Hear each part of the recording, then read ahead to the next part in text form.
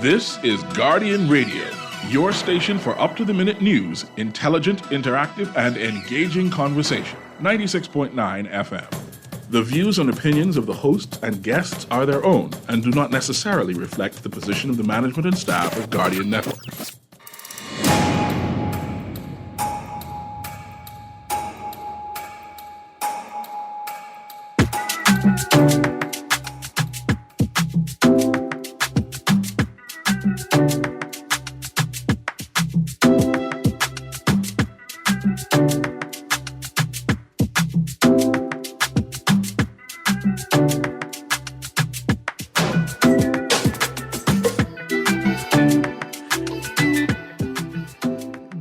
Yawning this morning, and welcome back to Guardian Radio 96.9 FM, your station for fresh news, smart talk all day. It is Tuesday, the 11th of July, 2023, and happy independence, Bahamas.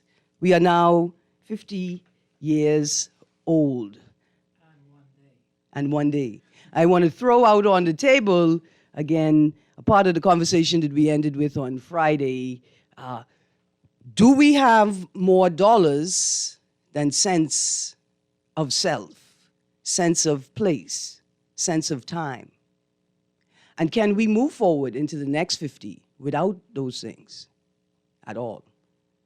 So this morning, it's a Tuesday. Joining me is Mr. Mark Palmer on this Sand Dollar Tuesday as we wait for representatives from the Central Bank Sand Dollar Adoption Unit to join us. Good morning. We're going to jump into a little conversation.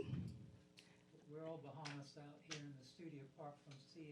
Oh, no. Check him out. What happened to your shirt? Look at it. I have blue flamingos. Oh, he's got the flamingo. Okay, all right. That sounds he good. extra baby. Is that a blue flamingo you repping? Those palm trees. Flamingo and the palm trees of Can't See the Plantation.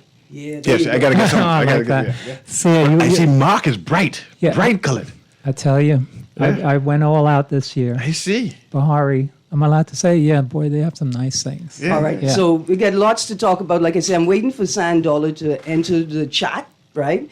I have to make this note. Later in the week, I want to have a focused conversation on, we're going to talk independence, right? But I want to talk about what people need to be independent, right? And like what people need to be independent of the state in particular. I want to mention, just very quickly, the vendors on Montague Beach, on the ramp side, are very concerned at the length of time it's taken to reopen the bathroom on that side. They understand the circumstances why it's closed, right? It's no fault of the governments and it's no fault of the vendors, but it's been a considerable amount of time. And I had a personal experience where I may have or not have been on the ramp in a condition of hangoverness, and I needed to use the bathroom. And I could not. And I was very, very perturbed. Fortunately, I don't live far from the ramp, so I was safe. But for those people who do live very, very far from the ramp, like tourists, right? It's a big issue. Just off the cuff, is the other bathroom working? The other one on Further. the other side of Montague Beach Okay. is now functional. Both of them had been down for a while. And it's for me, it's concerning because I see the effort that the vendors and the people working in that space have put in to make it a viable economic space, right? And the tourists are coming in, the taxi drivers are bringing tourists in, the charters set off, a lot of charters set off from the dock next to the ramp, and they have spent a lot of time and effort in creating a product, in being a part of a product that's wider than them and supporting that product. And the one missing element is now is like the bathroom, right? And these are people who don't rely on the government. These are people who have decided that they're going to make a way for themselves. But they still need the public infrastructure to be in place so they could do that. It is low-hanging fruit, really, isn't it? Yeah. I mean, I don't know if I mentioned to you last time I came in from the Family Islands, I went to use the bathroom, and nothing was working. The doors didn't close in the cubicles. They had no soap. And it's a simple, that's your first impression, right? And it's little things like that. Yeah, and go on. No, actually, before you transition, I know you mentioned independence. I wanted you to give a definition of the difference between independent and independence. Because it seems as that's an ongoing debate as a number of Bahamians don't understand or appreciate the difference. And saying, proclaiming that the Bahamas is not independent.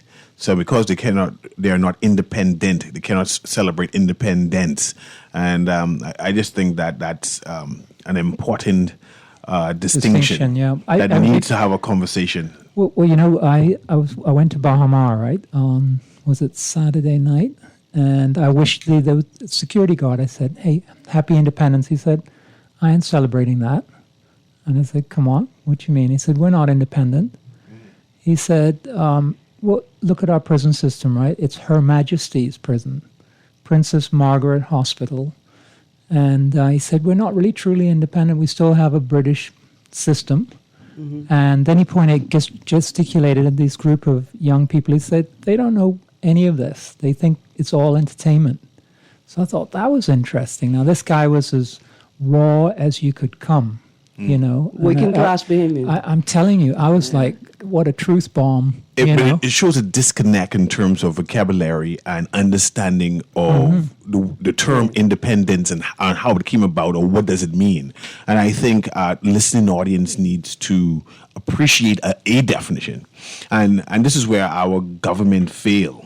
Right, because there are a number of systems in place, a number of things that are happening that the general public just do not appreciate or understand, and we are acting as if they do understand going forward, and it causing a disconnect between society or general society or working class Bahamians to government and governance in general. And I think that term needs to be explained, and how I have you as the official definer of words, right, Erin, and say, hey, let me put it to you. You explain Right, so independence and independent. So I think like in this context, right, independence is a political state, right? It's like a political construct. It doesn't mean completely and entirely independent of other countries or political systems, right?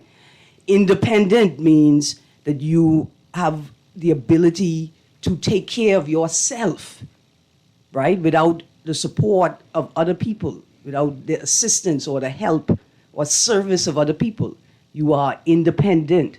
And I think you're right, there is a disconnect because there is no country that is independent on the planet called Earth at all, right? If we look at China and the U.S., we say these are the two superpowers, and yes. you know they've been juxtaposed, they've positioned as oppositional, as enemies, right? But China can't survive without the U.S.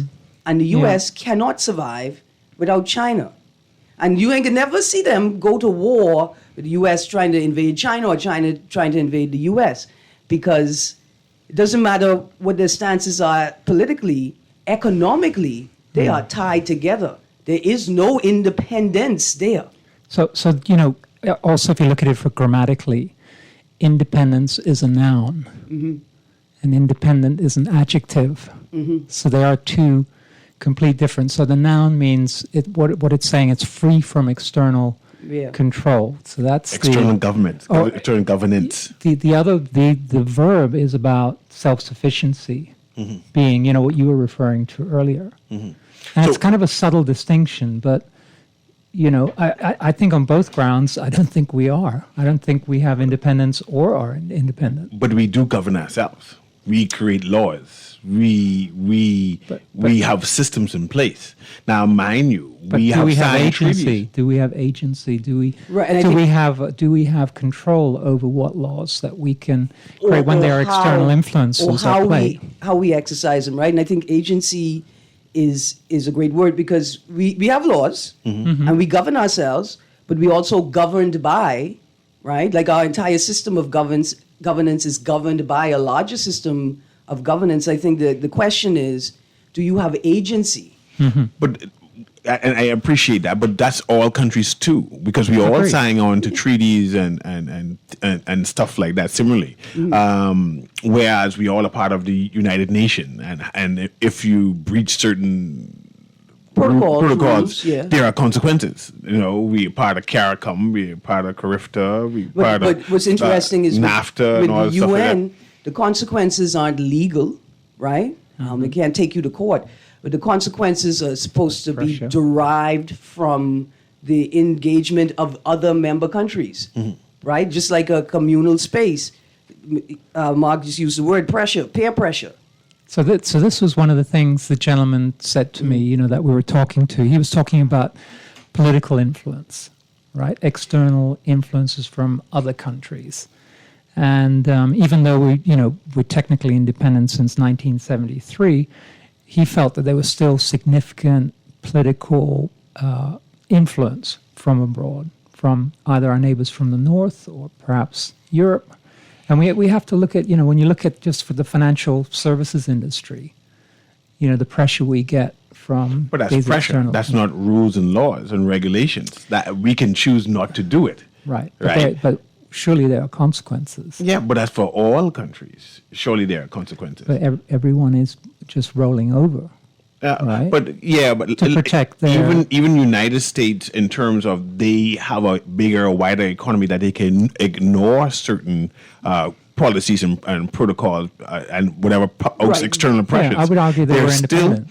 but there's still pressures where they buckle to or say that yes, we will yield, especially internally when they have protests and various groups say, hey, you can't do that. So some things are good, though, you know, like gender equality. You know, I think a lot of people would agree those sort of external pressures are. No, they're not going to sort agree, of- Mark.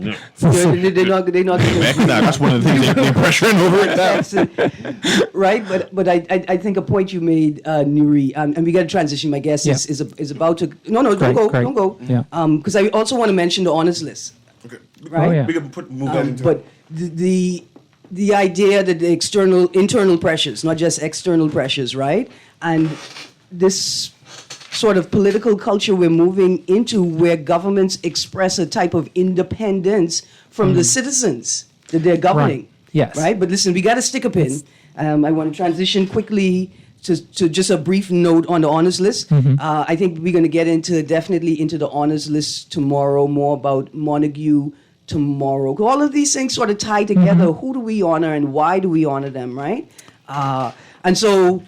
What was surprising is that normally it's around New Year's, right? That we get the honors. No, Or- there's two different sets, right? There's the King's honors, and then there's And the then national honors. Right. The national honors are announced at Independence, and then they are awarded. The awards are actually given out on National Heroes Day in October. And we can recommend people in that process, right? Is that how it works?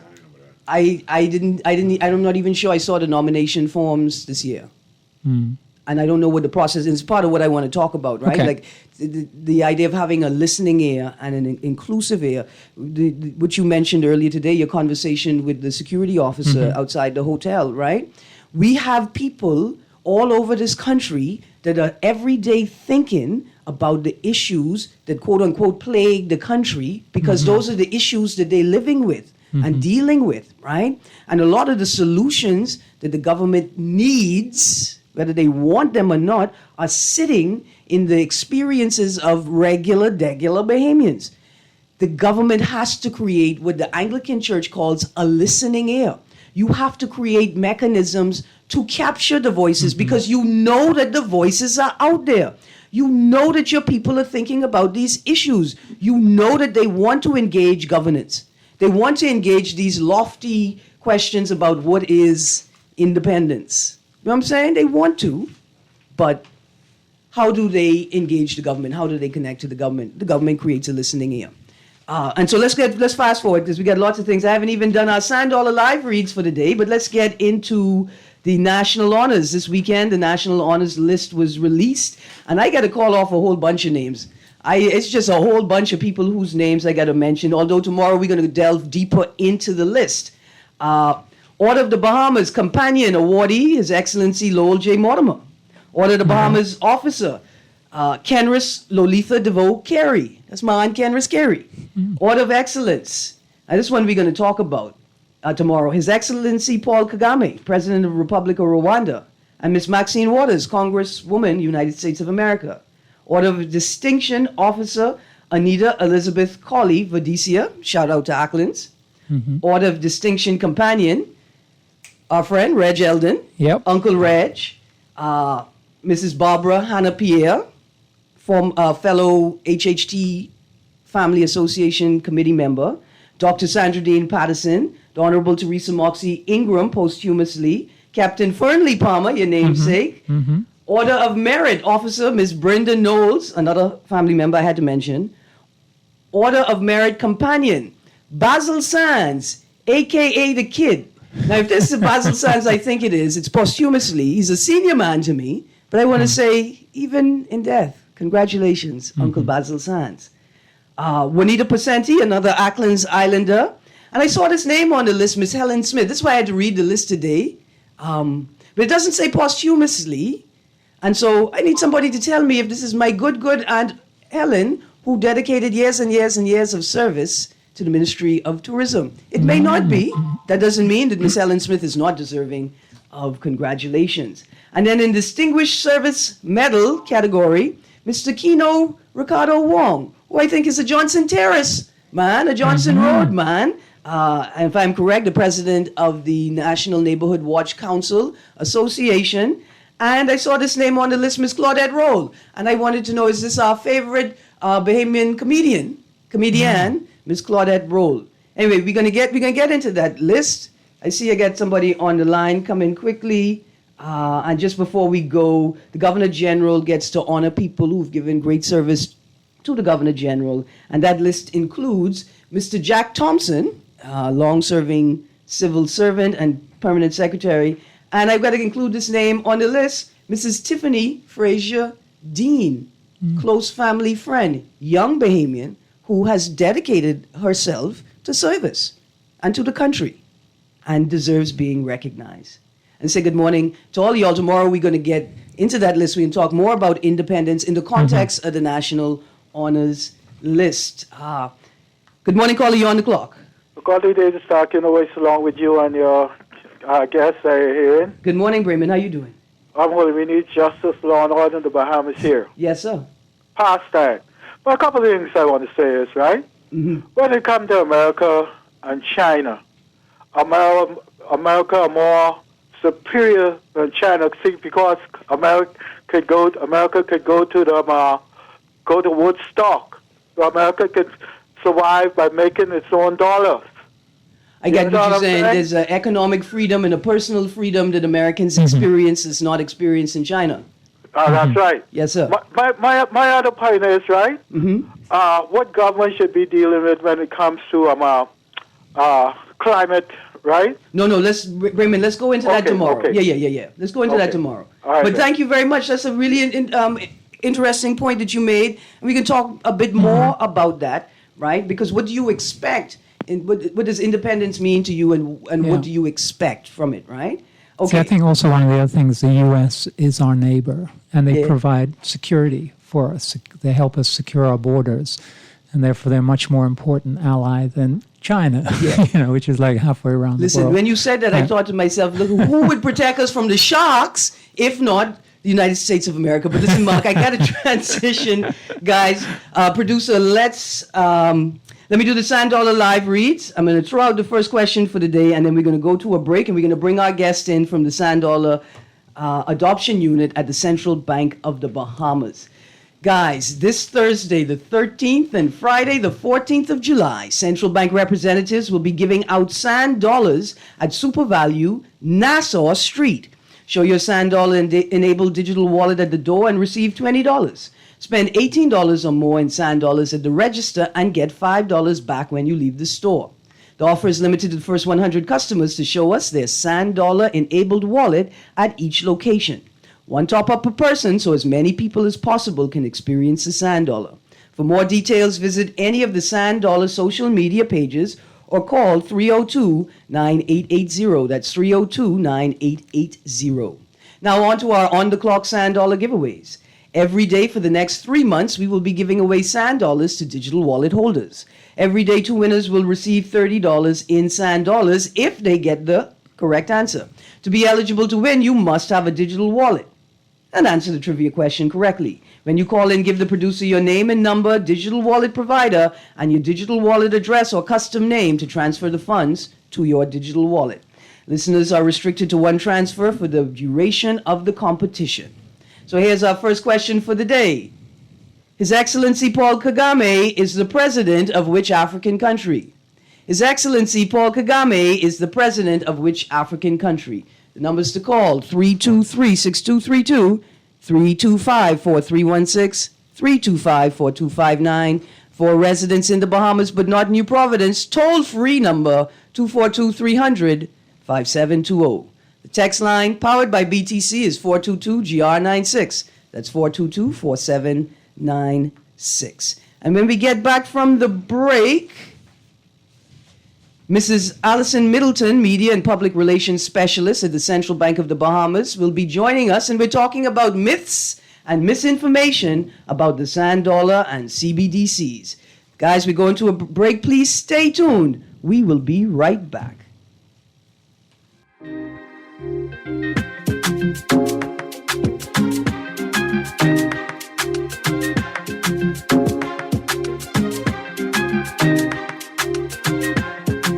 Wait, you know what's going down tomorrow? Nobody what happening? Joe bringing these knives to school. He could do Junior in. For what? Wait, he fooled with Joe girl. Mother sick. And you know Junior don't back down for nothing. So that means you got a big fight tomorrow. So whose side you on? Side? I trying to stay in school, not Simpson Pen. We gotta tell somebody about this fight. Tell somebody. I ain't no snitch. I mean cool, you know. Wait, if you so cool, then you need to stay in school and stay out of the fight. Yeah, but if I don't hang on Joe's side, him and these boys coming for me next. Alright, so we definitely gotta tell somebody. We gotta prevent the fight. What I say, I don't want nobody call me snitch. We could just call Crime Stoppers. You could report what you know, and nobody gotta know it's you. So how did I avoid? All you gotta do is call them, or you text them through the Crack Crime Bahamas app, and nobody can know it's you. Then the police come looking for me for more info, and when they finish with them, Joe them coming looking for me? When you call Crime Stoppers, the calls go directly to Miami, and they don't ask nothing about you. Then you can get the pen from them, and you can claim a reward later using that same pen. Plus, everything's scrambled, so nobody can read what you're saying. Call 328-8477 from Nassau or 242-300-8477 from the Family Islands. Love the show? Want to give your support? Become a sponsor today. Call 302-2300 for our rates and packages. That's 302-2300. Become a sponsor on Guardian Radio 96.9 FM. Fresh news, smart talk, all day. Always on the go? Missed the show? You can now listen to Guardian Radio talk shows anytime, anywhere on Spotify and YouTube by searching Guardian Radio 96.9 FM or by entering the name of your favorite show. You can also listen by logging on to GuardianTalkRadio.com and clicking on the podcast tab. Guardian Radio, continuing to provide you with fresh news and smart talk anywhere, anytime, all day.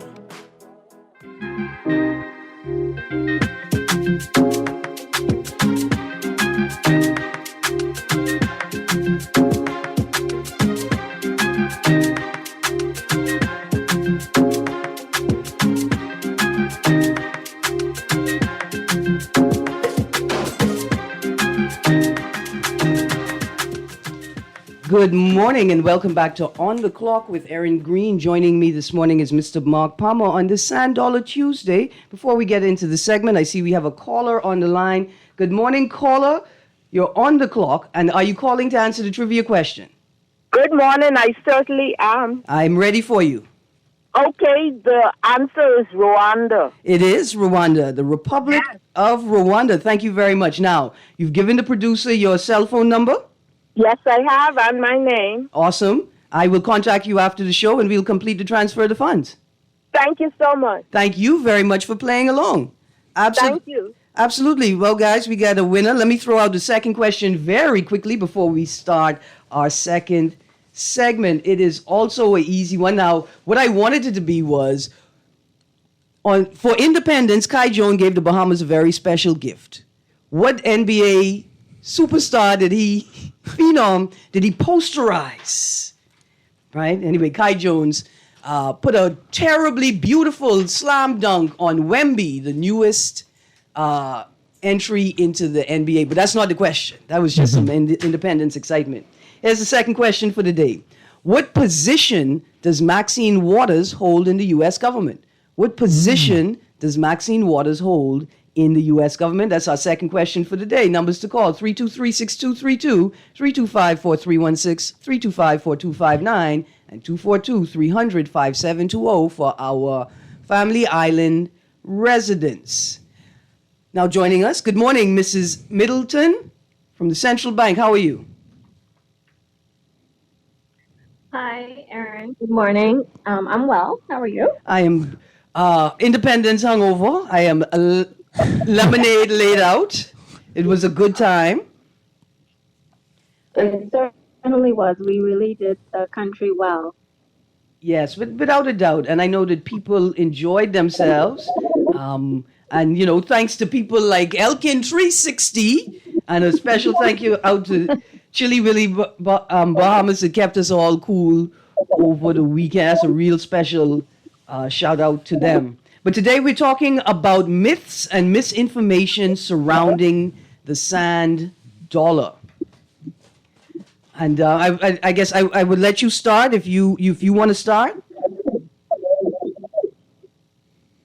So I can. I just would, with any new launch of any new product or any new thing, even if you relaunch something, we are in an age of misinformation. Mm-hmm. I have always been telling from the real beginning of the project that it's probably best to get your information from the source, and that source is the central bank. Mm-hmm.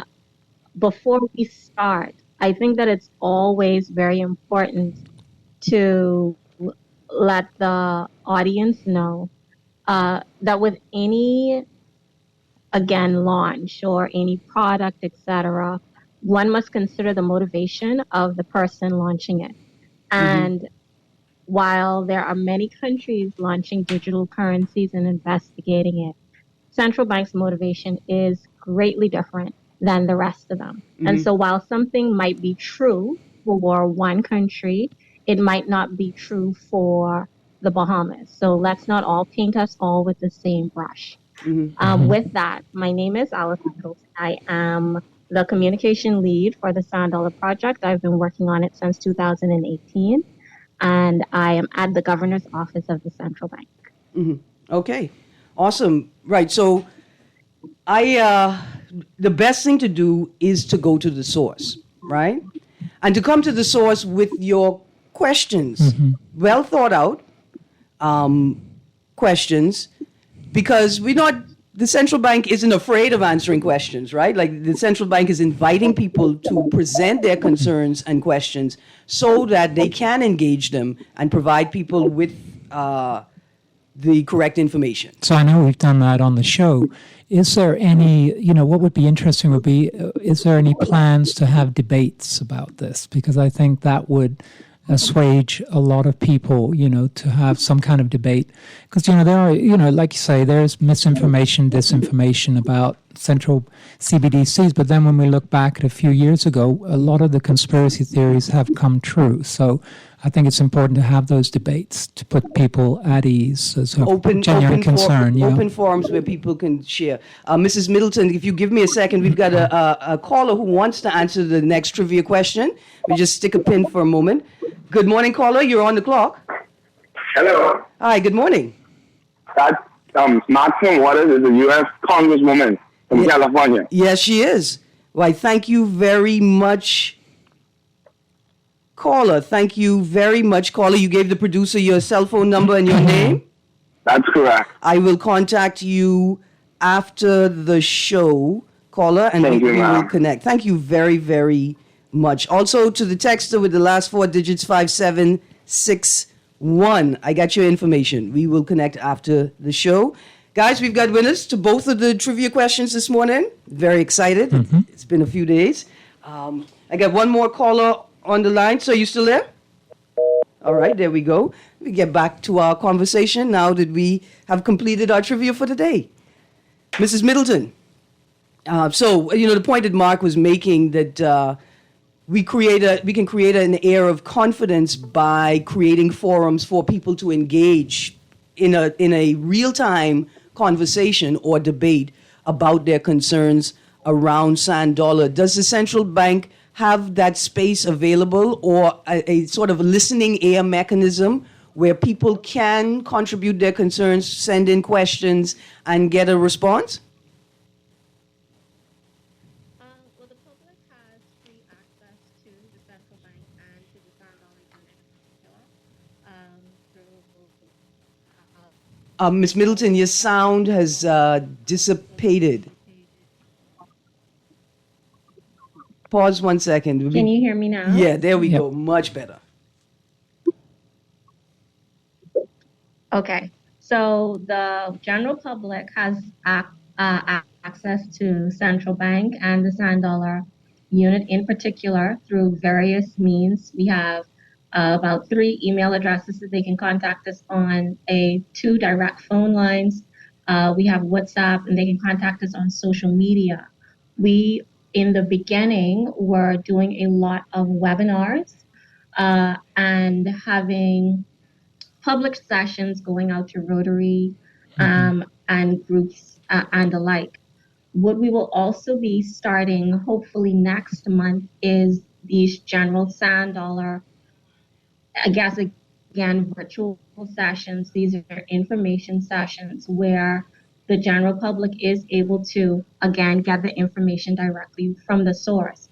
But on the family islands, we have been holding community meetings. We started doing that when we first launched ahead of the launch, and then we went into COVID. Yeah. And now that we're back and we're able to travel, we host community meetings on every family island that we go to, and invite the public to come share their concerns, allow us to, as I said, debunk the myths, and to answer the questions that they have about sand dollar, but not only that, to give us suggestions on maybe what a future iteration of this might look like, what we need to do to improve the product. And what the dynamics are in their particular communities, how they spend money and the culture around the use of money. So let's get right into debunking the myths, right? Yeah. I found a wonderful flyer that gave us a comparison what sand dollar is versus what sand dollar is not. So let's talk about what sand dollar is. Sand dollar is a digital Bahamian dollar. Oh, go on. I think I am doing. Yeah, your volume has dropped again. So I'll read from the list, but you jump in, and as soon as the volume returns, I think we're here now. Ms. Middleton? Am I good now? You're a little better. Not yet. I'm here. There we go. Okay, I'll go through the list and you chime in. So, what sand dollar is? Sand dollar is a Bahamian dollar in a digital form. It is not a cryptocurrency and it is not a stable coin, but it is fiat. It is a digital Bahamian dollar that is issued and regulated by the Central Bank of the Bahamas. And it's available only through central bank supervised financial institutions. It's non-interest bearing. It's mobile device based. It's not covered by deposit insurance. It's available to everyone and it's safe and secure. Would you like to add anything to that list? No, I think you covered it. All right, now let's go into what sand dollar is not. Sand dollar is not an ASU.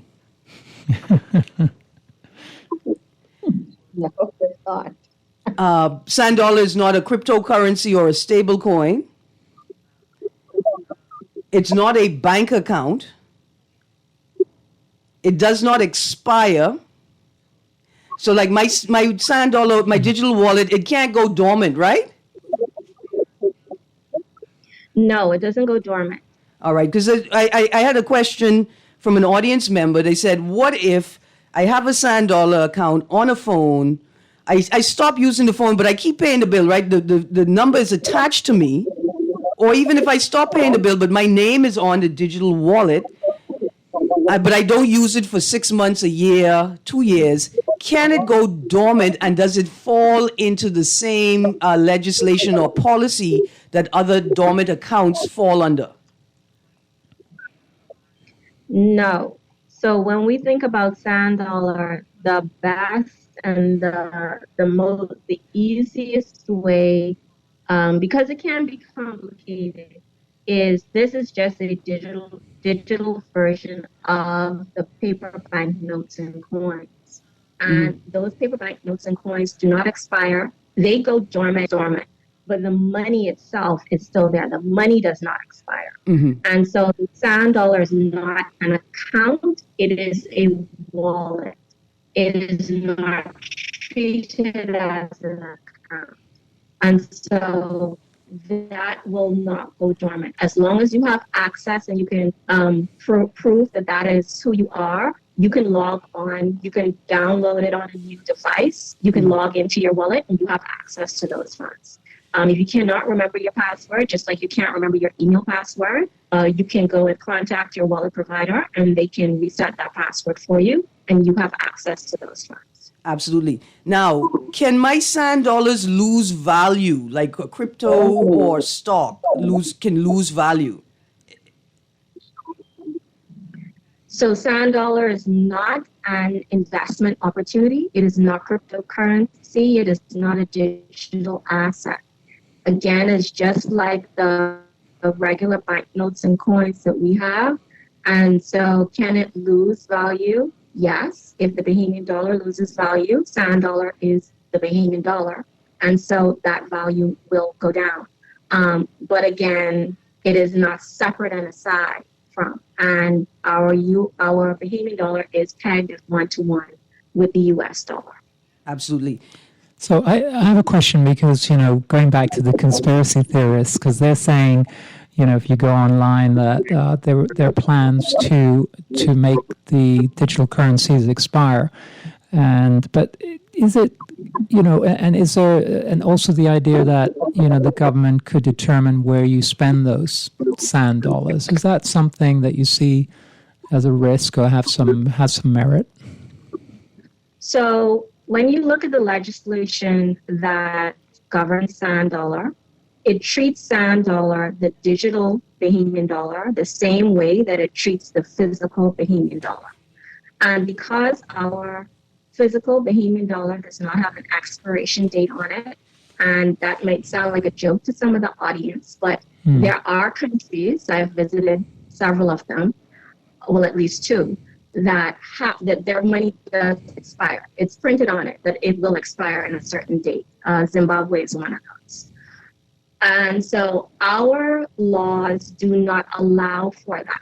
And because our laws don't allow for that, and because the way that the legislation is written, that it is identical to cash in its treatment in every way, then no, we do not see that as a risk. Similarly, for the geo tagging or limiting where you can spend it, we know that can be done and is being done right now with Visa, probably American Express as well, MasterCard, etc. There are places that you're just not allowed to spend or use your Visa debit cards. And so if an organization wants to limit, for example, social services, might decide that they do not want to issue someone $1,000 for uniforms, and then that person turns around and spends that at a nightclub. So they would only have food stores, uniform stores, school supply stores, etc., as to where these funds can be spent. Again, this is being done right now. If you look at the U.S. Social Services Program, they can only spend that money that's issued on these special debit cards in certain places. So if the organization decides to do that, yes, they can. But is that something that is ingrained and written into Sand Dollar itself, native. No, it is not. Absolutely. While you were talking, I thought about it. If I'm getting a digital wallet for my minor child, 18, 17 and under, I would appreciate the option, right, to maybe turn on a parental control that restricts access to certain sites, like local sites or certain businesses. I could see that, I could see users appreciating that in an attempt to manage their child's use of their Sand Dollar wallet. Go on, Mark. Okay, yeah. So another question I have is, is there? So if I have enough Sand Dollars, can I go and buy a house with it? Or can I buy a car? Is there going to be a limit?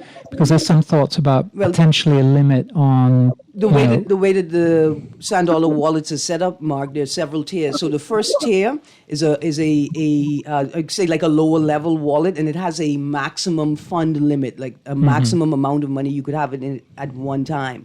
I'm not sure if the digital wallets as they operate today allow a maximum capacity that could purchase a car or a house. Right. Okay. So how would one do that outside of a central bank digital currency? How would that work? Well, that would be assuming that the digital currency is the only currency available. It would work as it normally does, right? You would purchase a house the way that you normally do. You go to the bank, you get a mortgage, and you arrange the payments through the bank. Okay. Yeah. I think, right, the Sand Dollar isn't necessarily intended for those major purchases. Am I correct, Mrs. Middleton?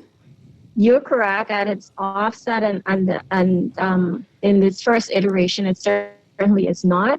But we do hope that in future, we would, through the full bank account integration, and which is, when I say future, I do mean several years out, that you would be able to do a transfer the way that you would from your bank account. The wallet itself will always have those limits, but the transfer itself can be created from the wallet.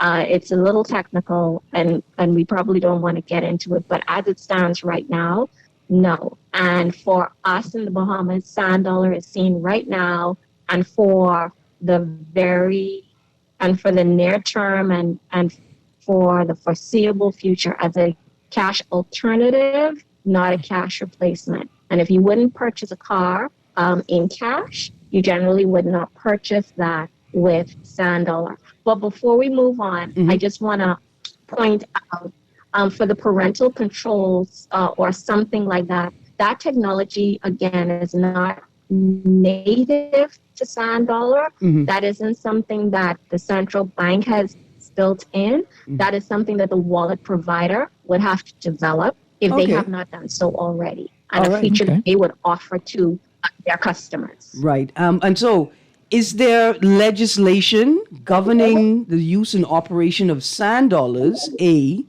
B, governing or regulating interactions between users and merchants, and users and users, and users and merchants and digital wallet providers, particularly if there is a dispute? Yes, there's legislation and regulations that have already been launched surrounding Sand Dollar. The first is, of course, the Central Bank Act, I think 2020 is the latest iteration that actually makes Sand Dollar legal tender. Then you have the Bahamas Payments. Is that 2012? Payments Act.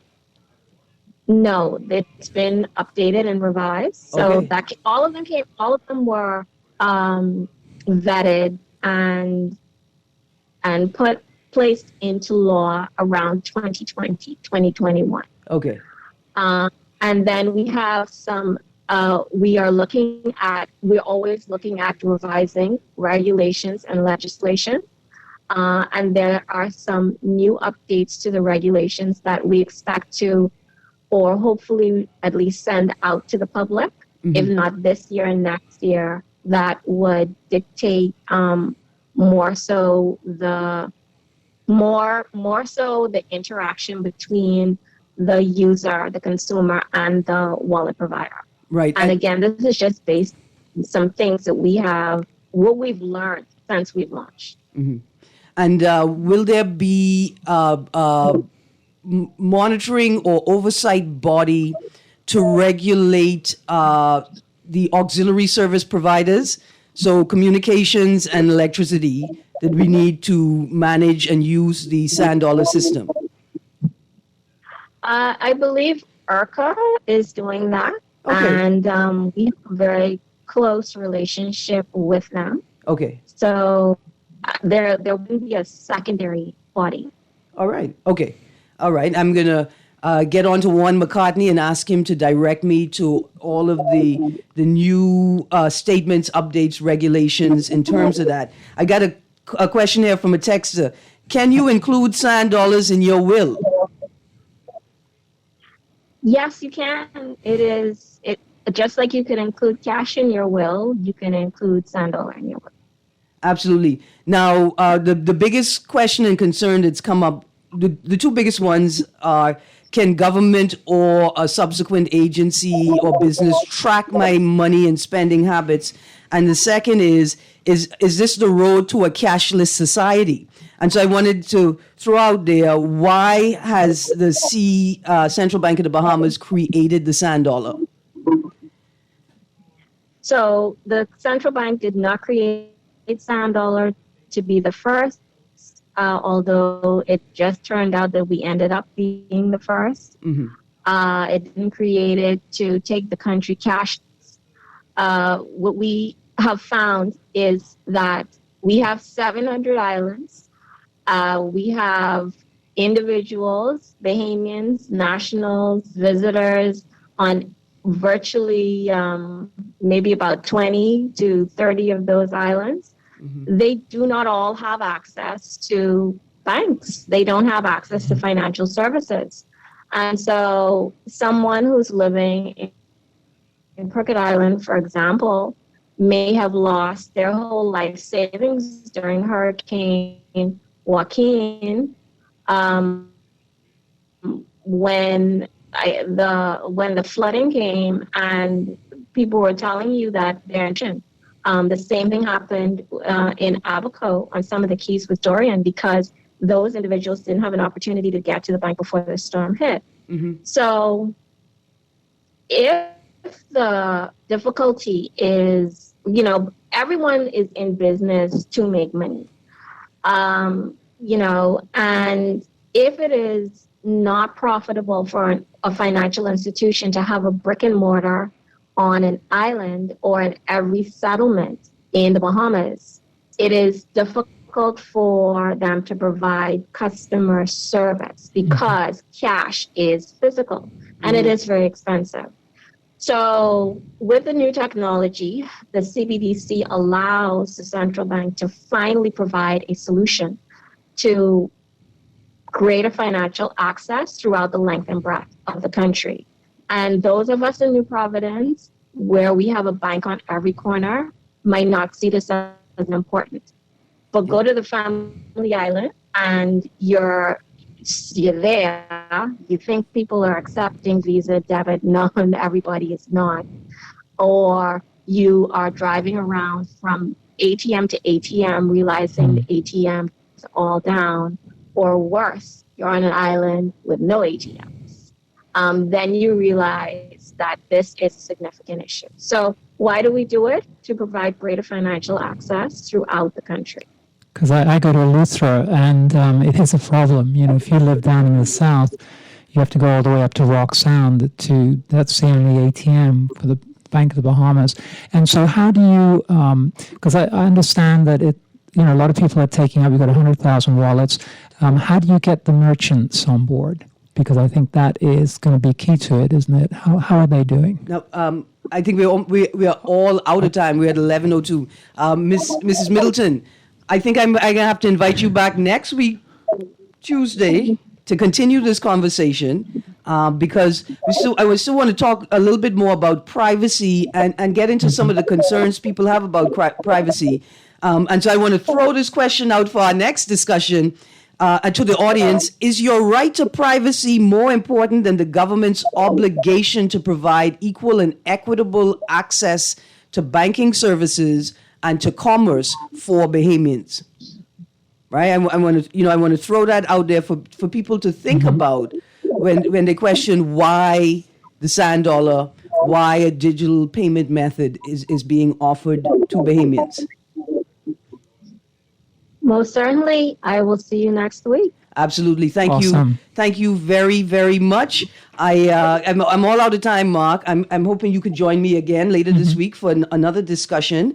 We started the show with me throwing out the question, do we have more dollars than cents of self? And tomorrow what I want to throw on the table is, do we have more dollars than sense of place? Right? And sense of where we are located in the world. Mrs. Middleton, thank you very much. The Central Bank Sand Dollar team, thank you very much for this morning's discussion. I see you guys next week. And you guys stay tuned because Guardian Radio AM with C.A. Newry is up next. Have a great day, Bahamas.